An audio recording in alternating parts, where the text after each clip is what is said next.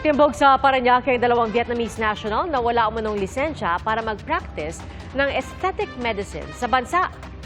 Saksi, si Katrina Son. Hindi na nakapalag ang dalawang Vietnamese national sa ikinasang entrapment operation ng NBI Cybercrime Division sa aesthetic clinic sa Parañaque City. You have the right to remain silent. Anything you say may be used against you. Ikinasa ang operasyon ng ma-verify sa Professional Regulation Commission na walang lisensya para mag-practice ng aesthetic medicine ang dalawang dayuhan.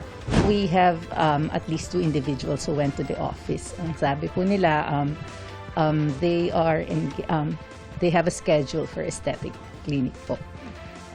We found out that this aesthetic clinic involves 2 foreign national. Tumambad sa mga operatiba ang mga clinic bed at ilang gamot na ginagamit sa mukha.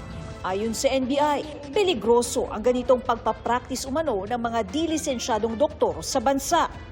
The fact that we could not check if they are really doctors, hindi tayo sigurado kung yung mga procedures na ginagawa nila at yung mga gamit na ginagamit for these procedures are approved by the FDA or other Filipino associations. Sasampahan ng mga dayuhang sospek ng reklamong illegal practice of medicine at misbranding of products sa ilalim ng FDA at Pharmaceutical Act. Paalala ng NBI sa publiko, huwag agad maniniwala sa mga nakikita online. Suriin kung may lisensya ang mga doktor sa klinik na pupuntahan. At tignan kung FDA-approved ang mga gagamiting gamot sa iyo ng klinik. Kung dayuhan naman ng doktor, i-verify kung may lisensya silang mag-practice sa bansa. Tuloy pa rin ang operasyon ng NBI laban sa illegal practice ng mga dayuhan, partikular sa aesthetic medicine. Marami po kaming mga sinesurveillance ngayon na mayroong mga foreign nationals na nagpa-practice ng aesthetic ng medicine dito sa Pilipinas. Para sa GMA Integrated News, Katrina Son, ang inyong saksi.